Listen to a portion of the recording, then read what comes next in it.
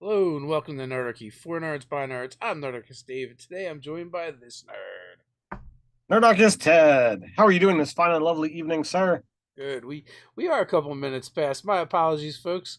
My computer does this weird thing for the longest time. It was 2 minutes behind, and just recently it caught up. I don't know how or why, and I keep forgetting because it's fairly recent. 2 minutes is, hopefully a forgivable thing, and we can move, Off with his possibly move in a new head. direction. Yeah, off with after we off with his head. So you brought this topic together, to talk about new direction, and I feel like, you know, games easily move in new directions, stories easily move in new directions, friendships can move in new directions. So I felt like this was a really good topic to talk about.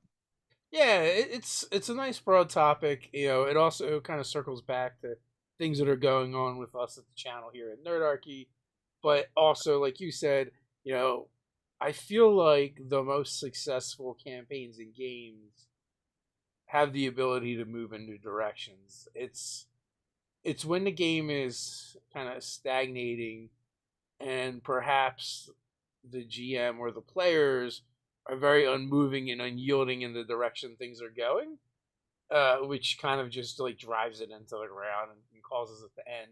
Where maybe it could have been salvaged had someone just been willing to be like, all right, you know what we're doing here isn't working. Let's do something else. And And I I as a GM have had that time had that where like either pieces of the story or what have you, I really just am not in love with, and I've had to just be like, look, I'm gonna scrap this. I at one point in time in my first iteration of kids game, I had started putting this wizard together who was gonna like maybe not be the big bad, but was gonna be like a major component of the game. And I did something that I really wasn't really happy with. I didn't take good notes. The players didn't really remember much about it. So like we literally just cut that piece of the story out and moved away from it. And I'm like, all right, I think we're all happy here. Let's move on. so pure apathy is what caused you to cut that piece Well, out. like I said, I did some crazy thing that they observed. Like the wizard was doing some bizarre magic transference ritual that like I said, it was weird, and like I didn't know how to take that forward. So I'm like, I don't know what I want to do with this. And then when we brought up the wizards, like when we brought up the wizard, the players really didn't remember. I didn't take good notes. They didn't take good notes. So like they're like, well, we'll just move on. I'm like, all right, great. This is fabulous. Clearly, it wasn't that impactful on them. so, I mean, that kind of stuff and if happens. you as the GM weren't feeling it anyway, Right. it is perfect. But yeah, there's definitely times where I feel like as the DM and also we've gotten this question a lot of times. It's like the campaign is going off track. How do I fix it? Right? And sometimes it really doesn't need to be fixed. Like it went off track for a reason. Like maybe the players weren't really enjoying the storyline and the direction it was going, and the GM might have inadvertently introduced some new plot threads. And they may not even realize it, right? But Mm-hmm. it was enough for the players to kind of grasp on, and then they want to go in this new direction. When then the GM kind of feels a little butthurt because it's they put a bunch of work into the original storyline, and no one really cares about it, unfortunately. And it You know, happens. and while that does suck, the lost angle of, well, I created a material and the players aren't using it, you know, it's not 100% wasted. You have the ability to like, well, is there a way to repurpose that? Is there a way to, you know, circle back to it? Is there a way to like pick up the piece that they've avoided and put somewhere else, or just use it for a later game? Like all of these things are completely possible and more. You just have to figure out how it's best gonna be used should you choose to use it. Because I know some GMs are like, nope, I run an open world and things are where they are, and if void things, then it's out of it, and I've whatever. And I'm like, well, that's your style. I'm not going to tell you what's right and wrong. That's not the way I run things because nothing's Well, set in stone I until. feel like the open world approach makes it easier. I Mhm. don't think you really mean the open world approach Yeah, I, because I I might have used the wrong term, but like some GMs write material, and what's to the right is to the right, and what's to the left is uh, to the, and there is no changing it. It's concrete.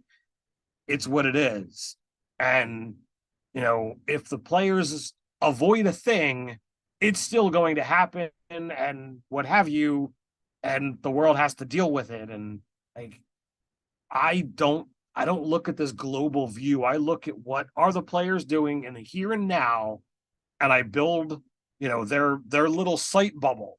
And whatever they view is what is all I'm caring about at the time. Now, if I'm running multiple games out of the same area, well, then I've got multiple bubbles. And they sometimes might overlap or they might not. But I'm not running the world as this giant puppet master controlling everything all at once. Like I don't need to worry about what's in the city that they're not going to for a while. Like, yeah, Parks brings up a really good point, and I'm going to circle back to that in a sure. moment. But I the biggest culprit to me is when you start a game, you're like, this is going to be an epic campaign and an epic story, and like right from the get go, like you're like, this is going to be the Fellowship and the Lord of the Rings, and those games to me are the most likely for culprits when it comes to falling apart, right? And Mhm. not seeing its way to the end, I mean, because it's the long haul and it's hard. And from personal experience, I've found that those games pretty much would always fall apart when I would try and run them that way. Um, it's it's been much easier if I think much smaller and, like you said, the bubble. This is what the players see. This is what they're doing. Now you can develop that overarching campaign spanning quest, but I feel it works much better if you let the players find it throughout play and throughout the game. Like a perfect example of that is like the Scarlet Sisterhood. Like I started with kind of like mini plots. Some were mine, some were things that the players had thrown out there, but the overarching plot line really just came from one of the players and one of their characters, and the fact that Deneen wanted to always had like secrets from her husband, and I was like, wouldn't it be funny if he actually had a secret that he had been keeping from her, and so these things kind of developed over time, and it worked so much better. Even like the first 5e campaign I ran for you guys, like we didn't settle in on like here's the overarching quest plot until you guys were like 5th or 6th level, and you guys started at first, so we'd been playing for a while, Oh yeah. and something had become really important to a couple of the characters, which made it so much easier, right? And then also like being able to dial up the threats and the danger associated with it. So, in that particular campaign, like you guys were attacked by Dragonborn neo Nazis essentially. Like they just did not jive with anything that was not draconic, Hmm. and not only that, like I made their leader like a famous general among the Dragon Emperor's army, and I think I don't know if I supplied the name or if I had one of the Dragonborn in the party supply the name, but once they learned that this person like was kind of betraying the Dragon Emperor and the army and what they were doing and had their own agenda, like they were off to the races, and then that particular Dragonborn enacted like a ritual to bring the Bulgarians into the realm, and they got absorbed into the Vargarian collective, and then you guys were like, oh, we have to stop the Vargarians, and like I really didn't need to do a whole lot with to prod you guys because you guys Hmm. wanted to do it. But again, I didn't introduce at the beginning of the campaign, Matter of fact, I had never even planned any of that. It just kind of developed over time. Right. And that's sometimes some of the best storytelling is when you let the story flow and then allow it to emerge of what seems to be, the most sense.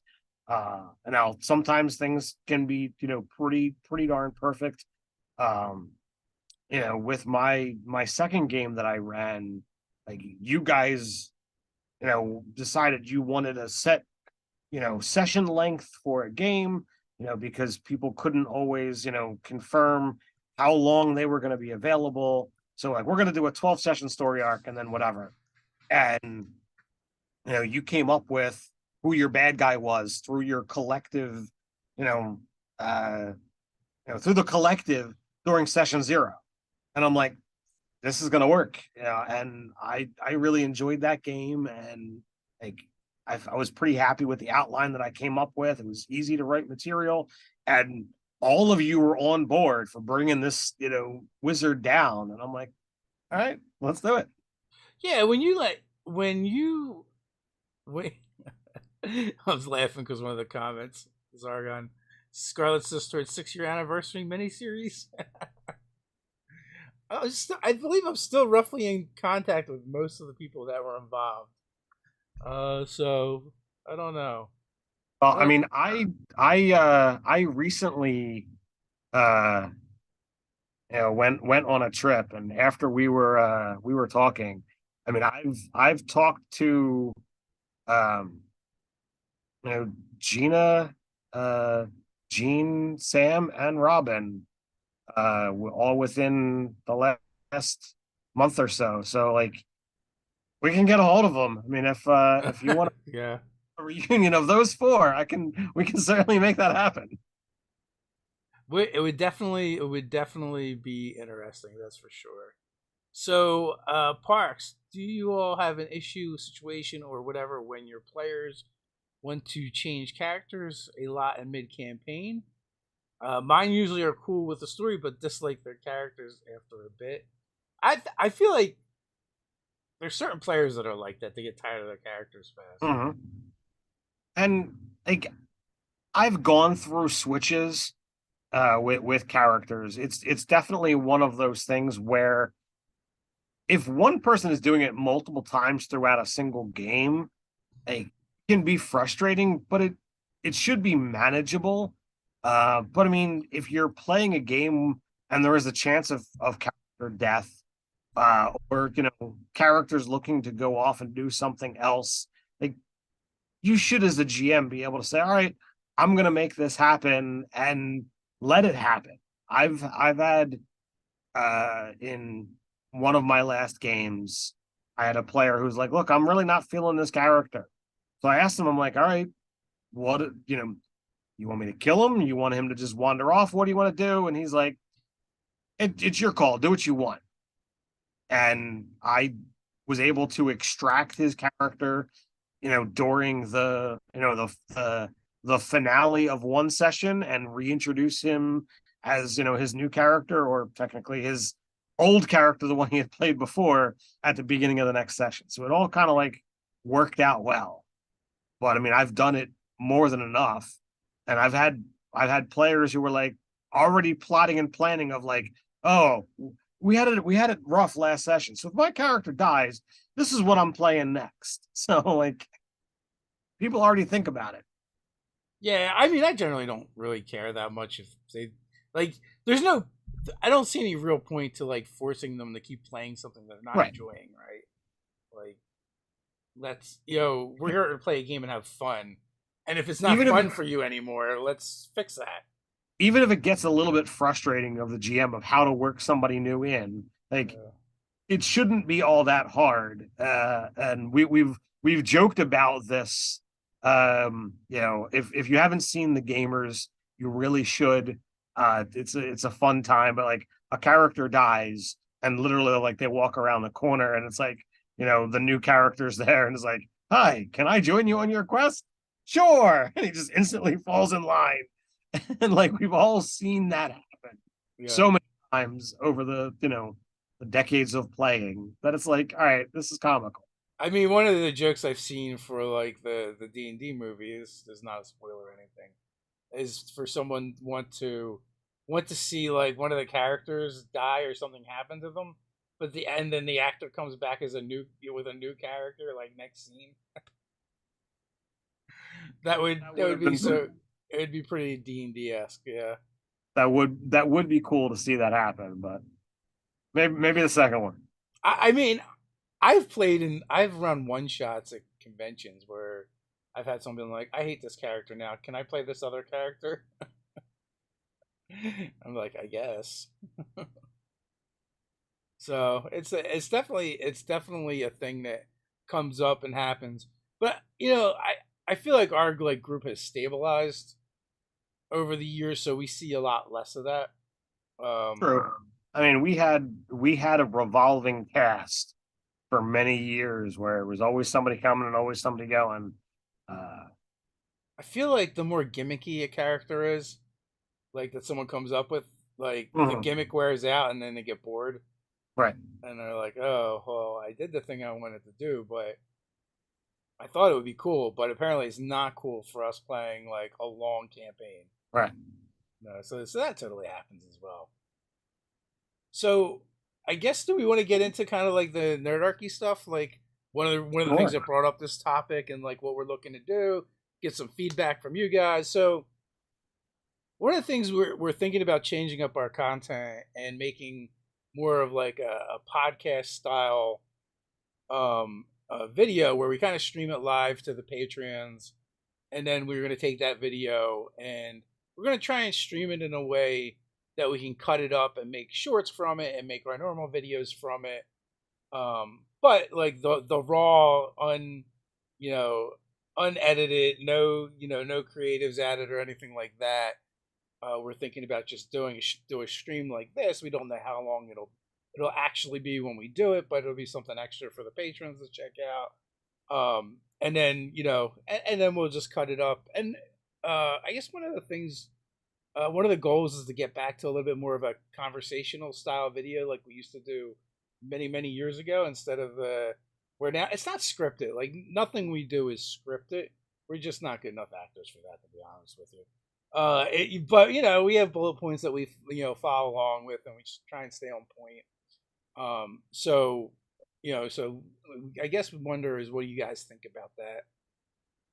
So, I mean, for those of you who are actual patrons, you'll get to see, Dave say "Phantomless" over and over and over again, Yeah, yeah, all the flubs.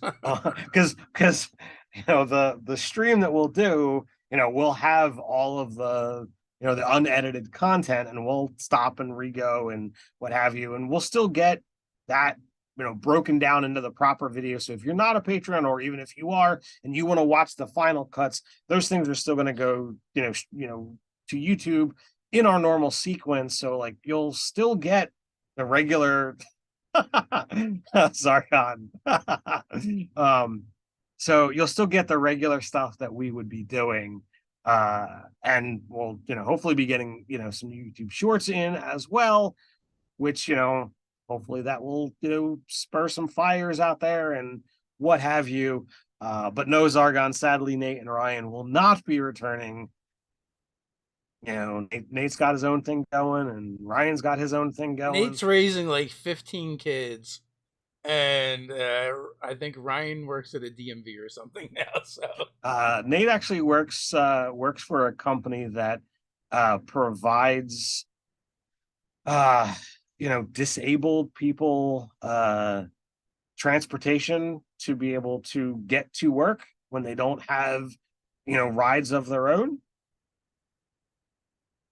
so sadly they're busy. They're busy doing other things. Turns out trying to be a YouTuber and a content creator is actually a lot of work and not very rewarding. So It's not financially rewarding, let's say it that way. well, There's other rewards yeah. that come with it, like getting to meet and talk to all of these fine folks out there. Yeah. Now we may even release the longer version, but that will be edited as well and cleaned up a little bit. And also the idea is it's not going to be like this where here we're going to take your questions, we're going to talk with you, during the stream. With that, we're not going to look at the chat, but if you leave questions in the chat and if you leave questions in the comments, then they might go those kind of questions and comments.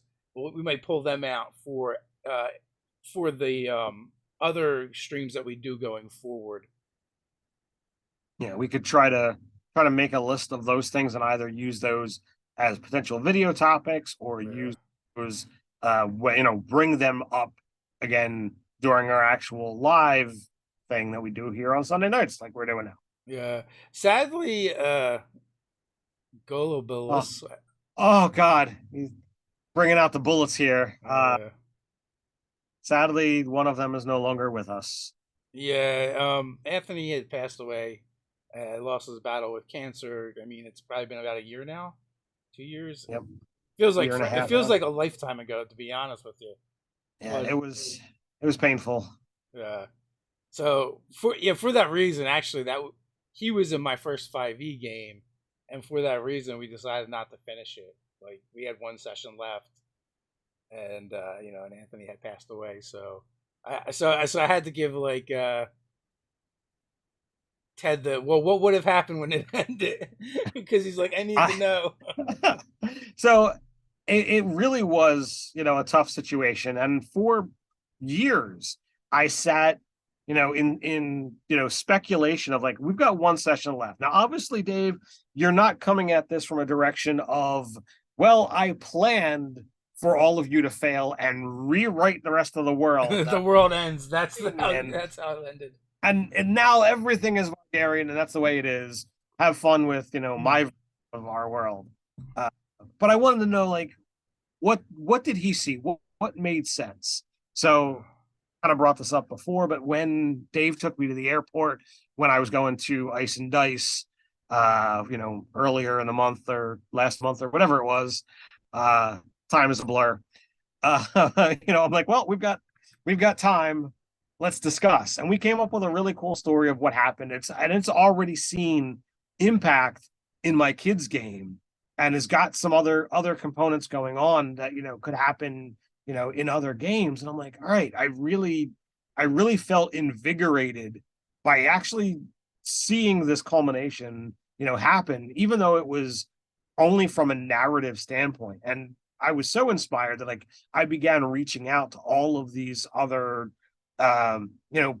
friends and people that had been in games in the Nerdarchyverse that based out of Gryffindor, which is why I spoke to Sam and Gina and Robin and everybody to like, well, what did you see your character doing? Like, where do you feel that they went? So like, to certain races, 100 years isn't all that long. To others, like, all right, they'd be ancient. What kind of impact would they have had? So like, I'm looking to kind of look at these moving parts so that as the story unfolds, if I want to use Gryffindor, how have they shaped its growth? Yeah, I mean the human characters would be long gone by then.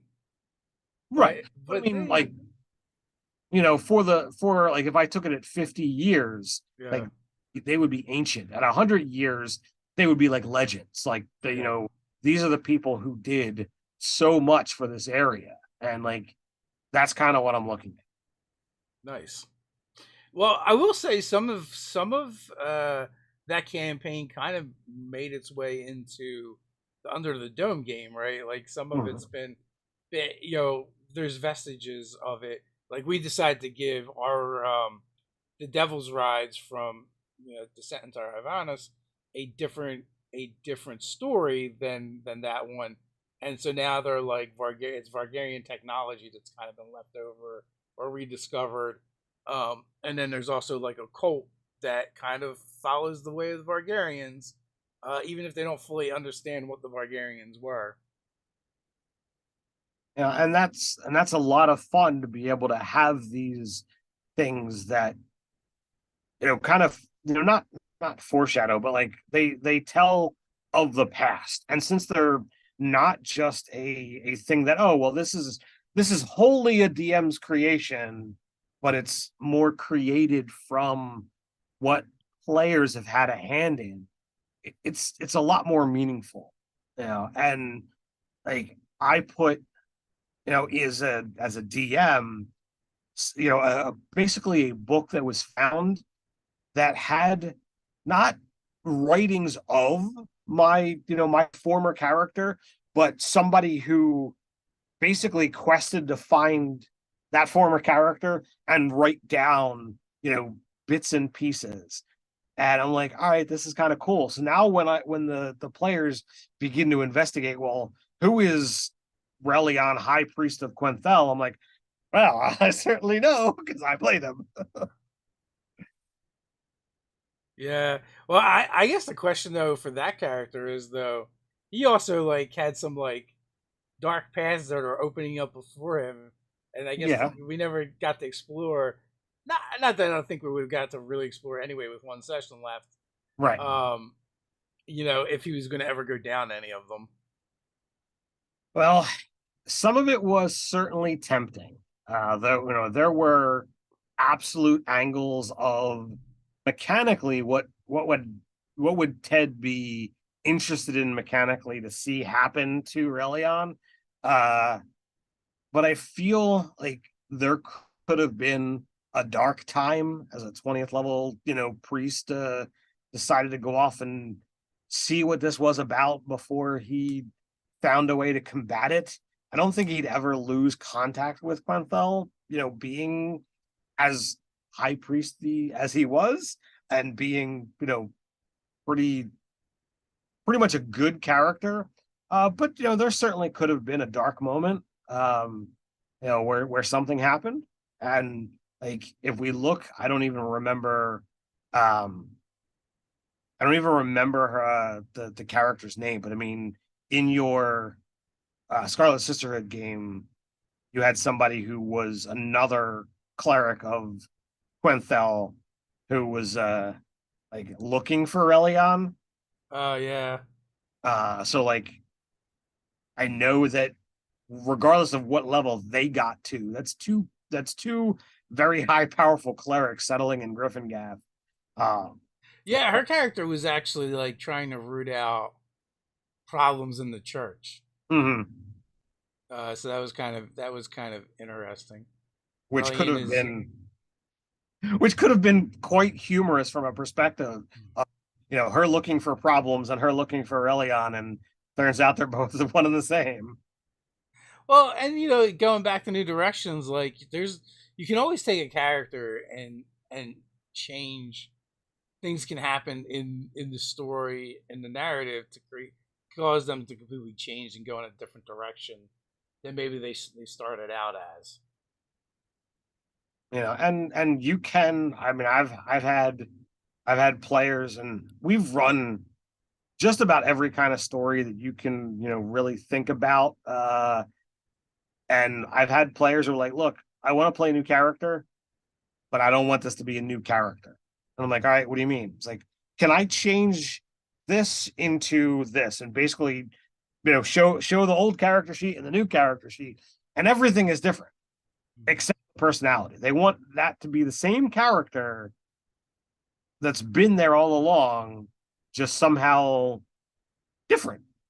It's like, all right, well, that's an odd one, but it's certainly doable, So like you can just make changes, you can do anything that you really set your mind to, anything it's That's you some Unicron shit right there. huh? That's some Unicron shit right there. Yeah, but I mean, we Where everything have changes but the personality. I mean we I mean it's you you have magic is involved. You have gods that are involved. You have powers beyond mortal ken. Like if this is what's going to make the player happy and keep moving forward, and you have a story that is going to work with that shit, why not? Like have at it, man. Do what makes you happy, and you don't even have to introduce the new character. You just have to introduce like, wait a second, why is the dwarf an elf? What the heck's going on here? Like, Yeah.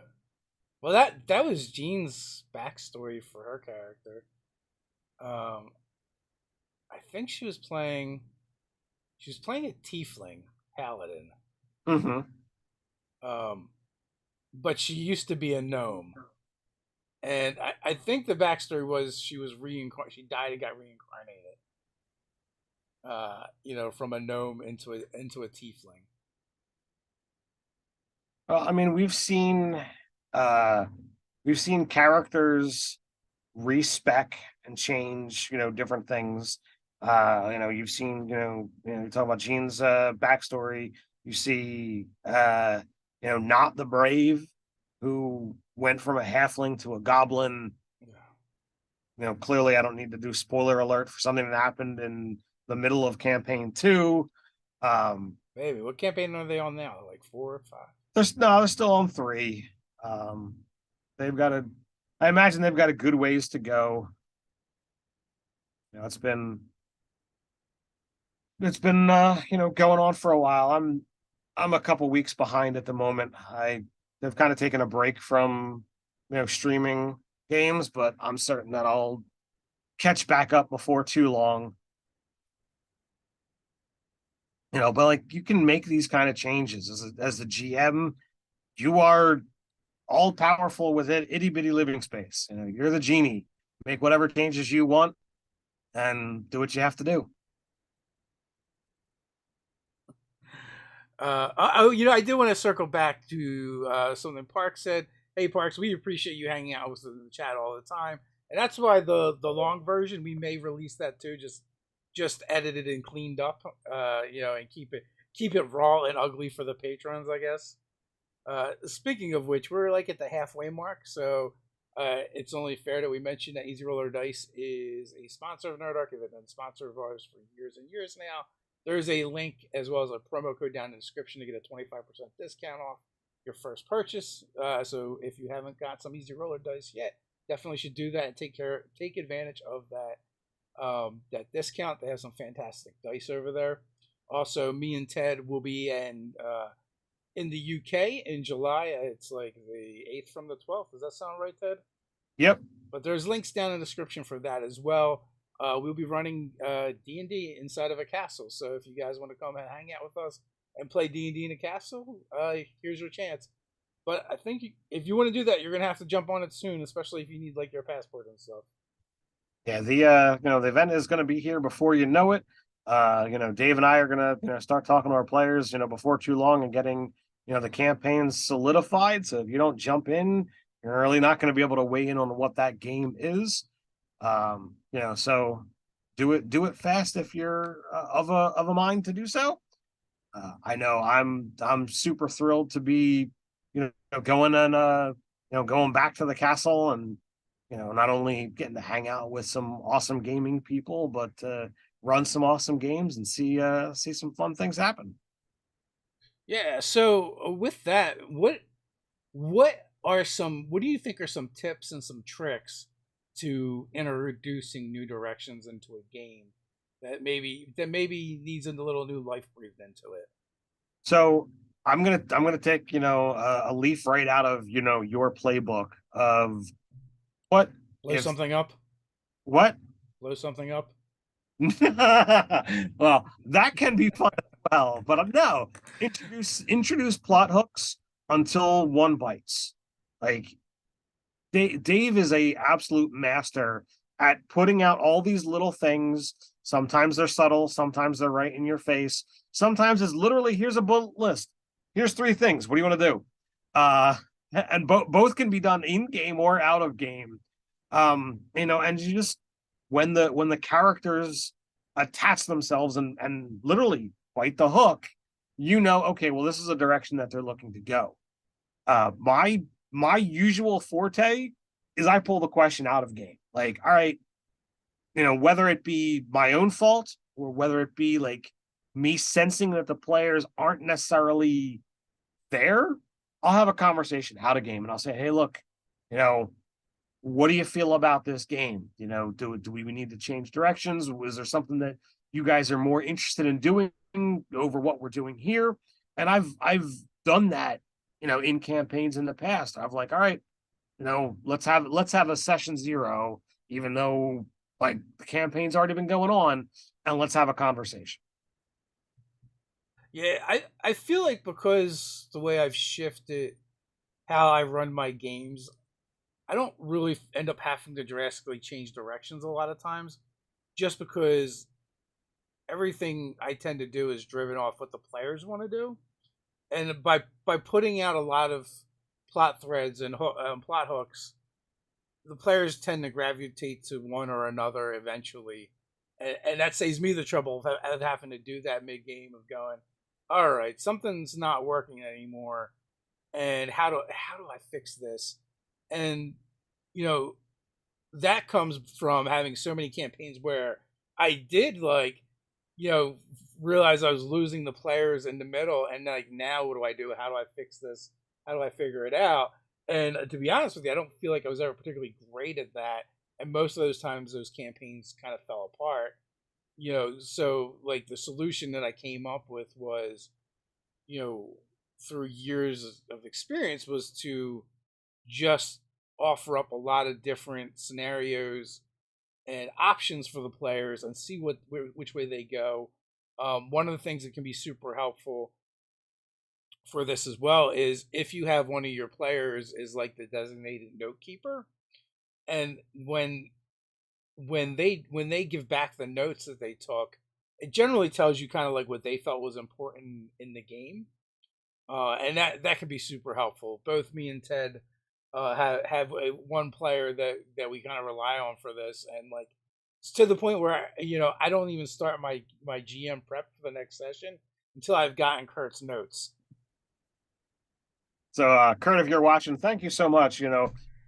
Years worth of your note taking, because it not only is it informative to remind everybody what we did last month, but you put your own character spin on it, which is hilarious. And we have those notes, and they're there to be able to go back and look at all of the stuff. So Zargon, question: what has been the worst thing that has happened in game where you had to pivot in a new direction immediately? I don't have an answer to that one. I don't You have anything. sure it's not when Mark tried to seduce you with his sadist giant half giantess So dominatrix? like that was literally just we're gonna fade to black here and move on. That was more like, no, we're not doing this. Yeah, I wouldn't didn't really feel like that was a central point element, Yeah. and I needed to pivot away from. I just like, all right, this you can go in whatever direction you want with that, but we're done here. Yeah. But as much as I love my friends, we played a Dark Sun game years and years ago, and he wanted to run a half giant whip using essentially dominatrix, and he wanted me to role play the whole session, and I'm like, yeah, I'm not really feeling this, not really comfortable. And that was what, almost 20 years ago at this point in time. It's been a long time. So I feel like the immediate in-game pivots that may have happened. There I think there was a couple evil campaigns that were kind of like that, where things got a little bit too dark or too off the rails. But also these games are going back a long time. Like we've been playing 5e now for going on 8 years or something, right? So like all of our experiences with those kind of problems I feel like tended to be prior to then. Um, Plus one of the things is just like the way our gaming group works now. Like most of our groups only meet once a month. So we've got that's forced us to be much better at staying on task and keeping the games going, and also like the players that play in those games also value those sessions because they don't get the game as much. So like they buy in more than when we used to have our like every Saturday meeting or every Saturday night game, and everyone was going to be there every week, where it could be all over the place, with what what was happening. So I feel like it's been a long time since we've had to make those kind of pivots, and my memory just isn't that good. That I definitely feel you there. My memory, I don't know. I don't know if it's age. I don't know if it's not enough.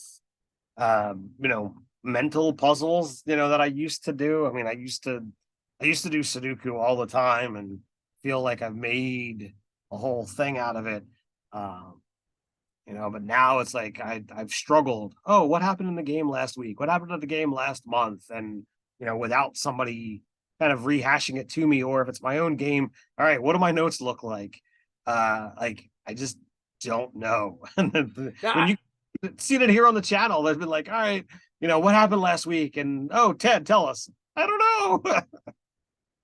I I will say though, like the third campaign you ran, Mhm, like I know that like some of us came into that game with a lot different ideas of what we were trying to do, mhm. and they just like, and it wasn't. I think it just wasn't really feasible for the scope of the game, and so we as players had to pivot on our expectations. I and I think it was more the characters, not the players. Okay. So like in the end of your second campaign, you broke bits and bobs and pieces of the world, or our characters' failures broke them, and then you gave us the option going from your second campaign into your third campaign of, Mhm. do you want to use your old characters and keep playing with them, or do you want to make new characters? Correct. Two and a half of us decided to keep their old characters, and the rest of the players decided to make new characters. And I say half because one of those players was one of the ones who's like, I'm not feeling this character anymore. I want to play my old character. Right. Um, so but so like my character and Ryan's character were both kind of like, we are really still pissed at the guy that kind of sacrificed himself to make this ritual happen where he breaks a good chunk of the world. So we're like, we need to stick it to him even if he's dead. How do we do that? I know we put the world back together, and it wasn't really feasible, and we only managed to put a little bit part of the world back together. And the person that actually made that happen, that wasn't even really their goal or objective, and also it was kind of horrific when they did it. So Well, I mean that was the price to be paid. And sometimes that happens. The third game was called Repercussions, and it was, dealing with the world and seeing what kind of things had happened. And I looked at it as, well, essentially Cthulian or otherworldly beings were gaining power in the world from, what happened at the end of the second game. So Dave and Ryan's character were like, I want to fix it. It's like, well, it can't really be fixed. But they weren't really savvy enough to understand that. So it was weird. So I think from a some mental gymnastics needed to be done for them to kind of like come to terms that not everything is able to be undone. And I really didn't, as a DM, like, yeah, technically everything can go, but what sacrifices are you willing to make in order to undo something? And like the the players had to the characters had to learn, and the players got to see it, themselves, that there are costs to everything. So there were three major continents that had kind of like, or continents that floated, a mile or more above the planet, and other smaller sections and what have you. So once they got high enough, the cleric actually used his divine intervention, and he was like, I'm going to fix the world this way. And, the god was like, all right, well, I can do one of three, but there is going to be a cost. And they're like, oh, we'll pay it. And the thing dropped to the ground, and the cleric heard or felt the scream. They felt, a lot of lives being lost because it had been years. So these now valleys where these chunks of earth had been lifted up, they became places where people were living that didn't have light before that now do. And they're like, "Yep, we're done with that plot line." That plot line is done for good. Parks, that's actually a badass game. Ran a Star Wars side game once, and the twist was the character's mentor was actually a Sith. And when the big reveal happened, the players threw me through for a loop and went to the dark side to keep following their mentor. I ran a one shot at D&D in a castle where like part of it was to get a hold of and to keep an enemy organization from getting a hold of this book. But they only did like part of that. Like they got this book and in it was, a ritual to raise the demon lord Baphomet, which wasn't easy to do. Like they decided that they were gonna complete the ritual themselves, and they made a lot of like crazy rolls. So I'm like, well, you know what? I like to respect crazy rolls. So I thought perhaps we were going to be. So it ended with them raising Baphomet and becoming his champions, and I thought we were going to do a part two, possibly with them as the champions. Um, the part two did not come about, but definitely that threw me through a loop, and I was not expecting it. But also, I'm here for it when stuff like that happens. It's a lot of fun. Hal Deacon, how many active campaigns are both of you running currently? So I'm running the monthly 5e game.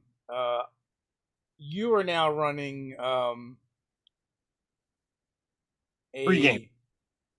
a I've yeah. got the traditionally arcane game, which is about to wrap up. We ran our penultimate session this past Friday. So if you want to check out that session, we just ran it, so you can go jump on that list and catch up before our finale next month. I'm running the Tuesday night game of Zoo Mafia that you can come check out. We're gonna have session 6 this Tuesday.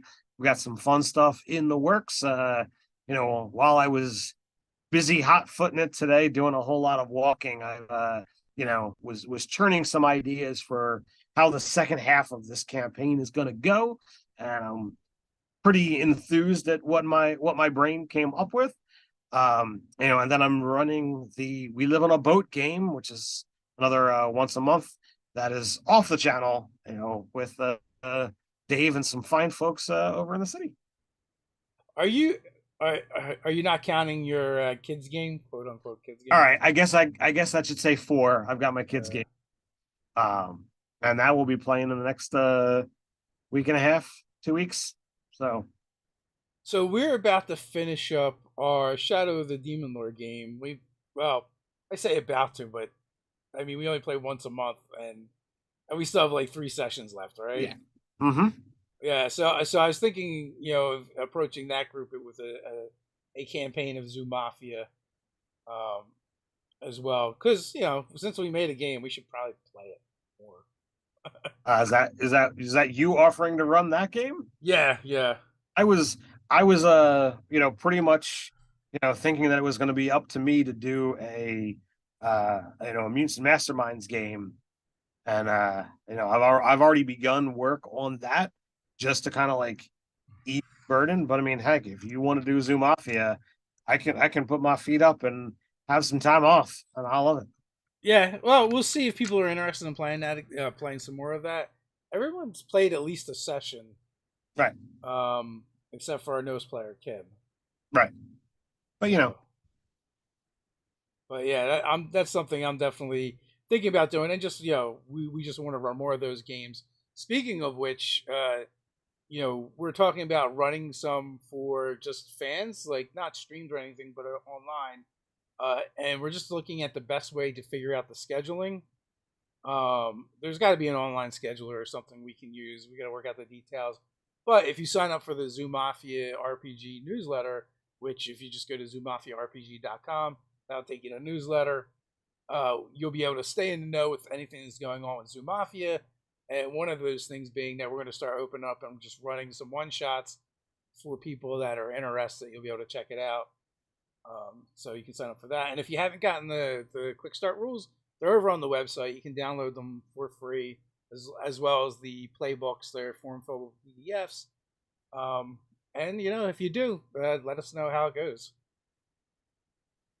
Yeah, I when you had mentioned that we're gonna possibly run a one shot or run a game for that group, and I'm and I've played the one campaign and the whatnot, and I'm like, all right, I want to definitely go in another direction. So I'm, as kind of part of Nerdarchy, I feel like I have last dibs on characters, but I definitely want to play like a goon or a button and just be like, all right, I'm gonna saddle up to whoever we're gonna designate. Someone's gonna be the leader of our little mob, and I'm just gonna be like their yes man. Like, all right, Yeah. I want to get into the, like, if I go button, like it's like, all right, you want me to button that up for you? Get into that angle of things, and I think it could be a lot of fun. So I've been kind of thinking since Friday evening when we were talking. So I got some Yeah. stuff. I'm happy. Yeah. Also, I guess right now I'm just pretty fortunate. I'm a player in a bunch of games. Mm-hmm. So usually I play anywhere from once to three times a week. And usually it's like I have at least one D&D game a week. Right now we have Zoo Mafia going on, and then the other one is rotating between me playing in D&D, or we're doing Shadow of the Demon Lord. So So it's a nice mix. I just started a new campaign. If you like watching non D&D streams over on Mini Terrain Domain, we started a Kids on Bikes game. Uh, it's going to be a set in the 80s, set in a kind of stylized after Stranger Things, if you will. So far we had a pretty cool session. There's some fun voices and whatnot to be had by some of the cast. I'm not really a voice guy, so what you get out of me is what you get out of me. But it's going to be a lot of fun. I don't know what the series is looking to do, whether like there's a set arc or whatnot, but he's going to run things in like little chunks, and things are going to be a little bit more episodic, so you don't always have to be like completely up to date or have everybody there, and it kind of get kerfuffled up. But so far it's a lot of fun, and I get to learn a new system, which I always enjoy doing. Well, you said with that game there's like four main players and then like four For auxiliary Yeah, players, so that there's always players to bring in and out of the game. correct. Like Dwight, big bearded nerd, he's actually going to be playing my character's older brother. So spoiler, nobody else knows this yet. But he's going to be coming in, and we're all going to be very different kinds of kids, but have gone through some of the same backstory elements. So there can be fun things to look at there. You're dealing with essentially like 12 to 16 or 17-year-old kids, and it's going to be like a Charlie Brown kind of aspect of the adults really aren't going to be involved in what's going on. So like if there's problems and monsters, like you have to figure it out. Like you can't just be like, oh, I'm gonna go run to mommy or daddy. Not that they're around anyway, because we're all visiting our grandparents. So that's a whole nother thing. Um, but definitely a cool thing of just, all right, it's the 80s. Get on your bike and you just go and see what kind of antics and trouble you can get up with. And then when you start He's definitely gotta like introduce some of the urban legends from our childhoods, like the white van that existed so in every kid's so childhood. we had a tinted no license plate, black car that like rolled down its window and threw out a cigarette. Uh-huh. uh already made an appearance. So I don't know whether it's like some kind of possessed car or something, but we definitely have things going on. And yeah, rollerblades, skateboards, bikes, like as long as you got access to wheels, these kind of things have happened. But Also, I got some help for Stargate Mind because they want a faster game just like D&D, but without all the sluggishness. I think that is called Dungeon World. Dungeon Um, Dungeon World is quicker because it's built on the Apocalypse engine, so you're used to you know things moving a lot faster. But if you're really looking for like simple, like I can't recommend Quest any enough, because that game has a yeah, lot but it's of not really D&D esque. sure. I would say like Dungeon World or any of the, not any, but a lot of the OSR games are too, because if combat lasts too long, it's really bad for the players most of the time. Morkborg's a lot of fun. It's pretty streamlined. That's one, but there's so many others out there as well that you could check out. But yeah, because I mean D&D, and also like those games are a little more fun than D&D in the sense that they encourage you, almost enforce you to be more creative, because like the character, when you look at your character sheet, there is not a lot of abilities and powers on it, right, that you're going to draw upon. You're going to have like one or two, and then you're going to have a list of gear. So you're just going to end up looking at your list of gear and be like, can I do something interesting with this stuff? Maybe. um you know Shadow of the Demon Lord's kind of like that too, where you don't have quite as many options. um Although you do get more, but even in Shadow of the Demon Lord, I don't feel like you get tons of options or powers to use per se, unless you're a spellcaster. Spellcasters, it's the choice with the spellcaster usually is when you're leveling up in between sessions, where it's like, all right, there's a lot to choose from here. Like unless you specifically limit yourself to only like two or three traditions of magic, but once the further you spread out, the more and more it like, it becomes exhausting to try and find, all right, well, what is going to be the best spell? How many traditions do I have? Oh my god. Yeah. Well, even like with that, right, for the non-spellcaster, like my character doesn't have a lot more options than they had before. They've just gotten a lot better at doing the things they already do. So like so even like Shadow of the Demon Lord's a little bit of a stretch in comparison to say Morkborg, where it's like, oh, you're really going to be able, like, you're going to be using a 10-foot pole, right, and checking for traps and things, and doing things like that. You're going to be doing things more as the player in the game than as the character. I would agree with that. So those games tend to be a lot more lethal. So that that in itself kind of limits the sluggishness, right? Parks has Because got a great one. what's that? Zoo Mafia is pretty quick and full of creativity, Well, that is true. But but it's we're not. trying to stay true to the D&D part of the question. Yeah, it's not very D&D. I will give you that point. But Yeah, thank you, Parks. I had yeah, all that.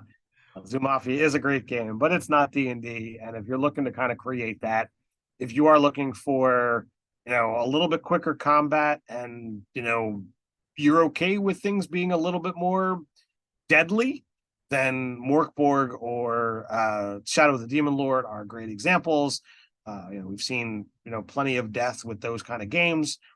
If you're looking for a close to home D&D clone that's a little bit more streamlined combat wise, they've nailed it with Dungeon World.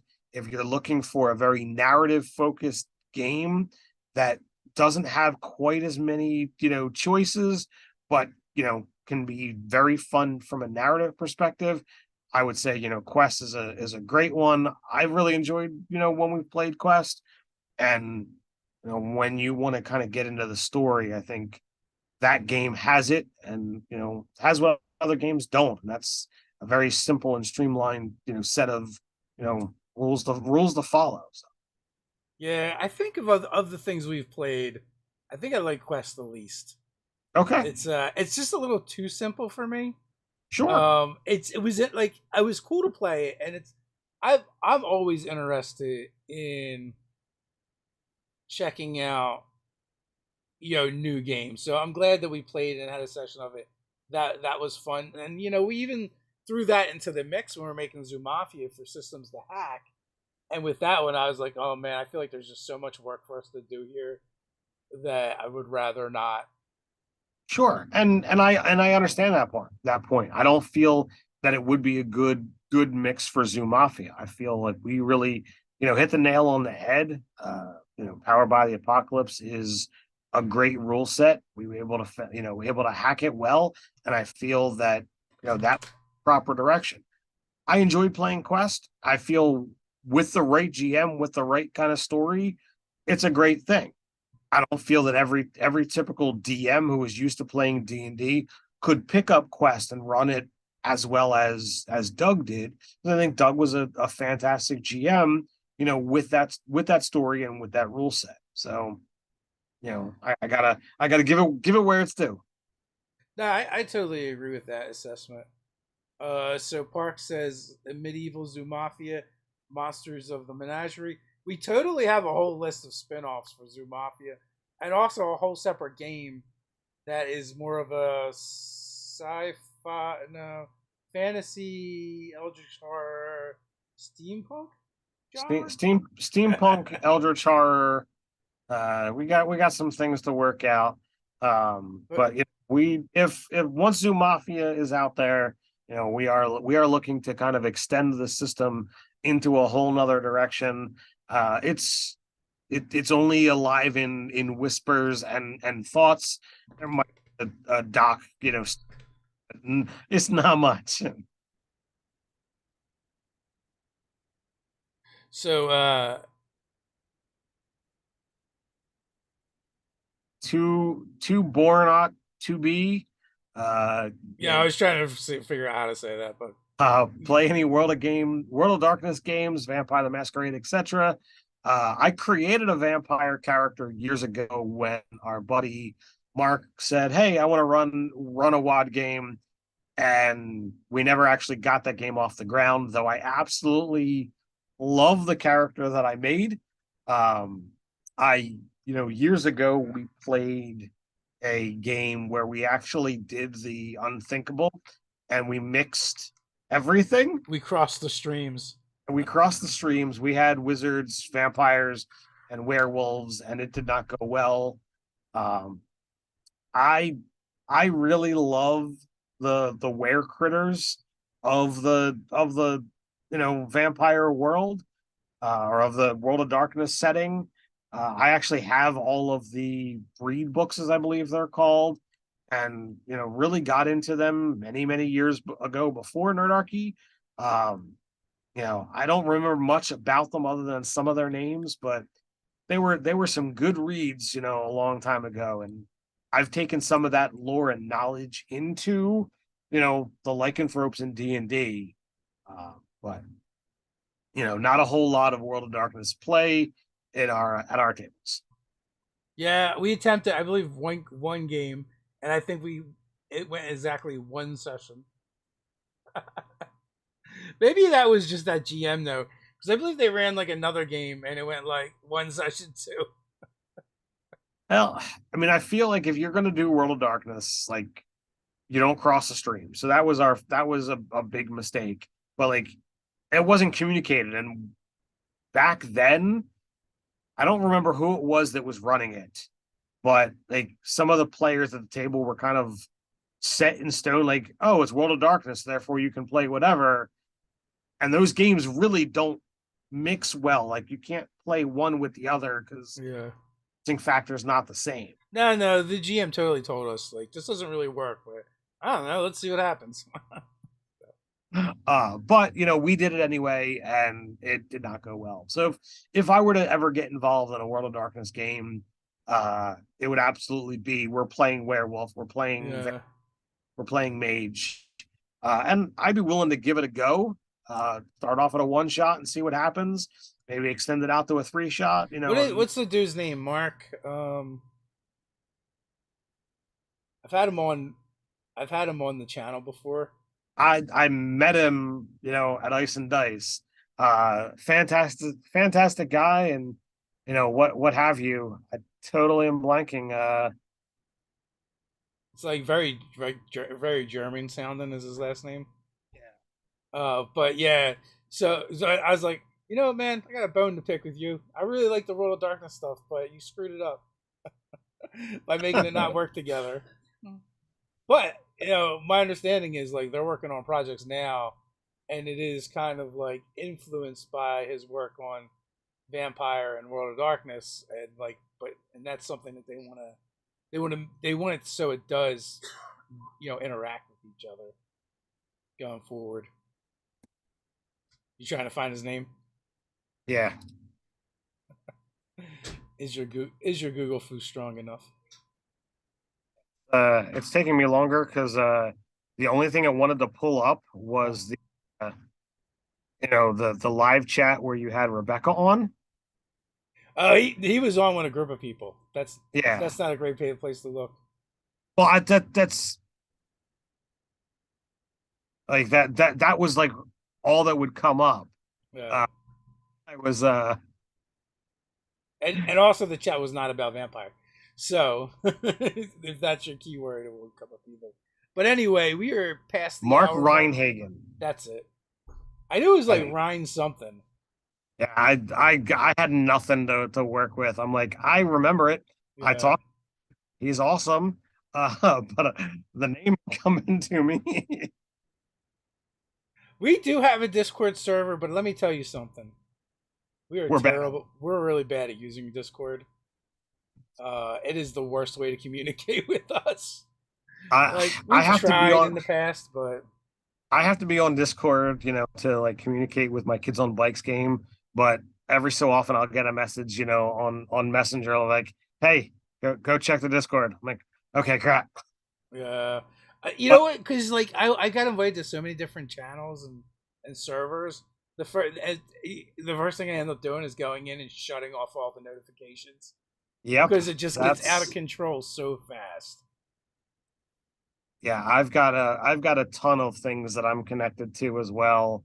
1, 2, 3, 4, 5, 6, 7, 8, 9, 10, 11, 12, 13, 14 channels that I'm on. And some of them like the number of notifications, like the dozens or triple digits, and I'm like, yeah, I don't care. Yeah. So yeah, don't try and communicate to Discord through me or to me through Discord. It just doesn't work. Yeah, we're just two old guys. Can't help it. But anyway, with that, it's past the hour mark, but we'll be back here Tuesday night for some Zoo Mafia RPG, as we mentioned earlier. You can come watch us make silly voices and play as zoo animals trying to get into the mob. With that, until next time, stay nerdy. Stay nerdy.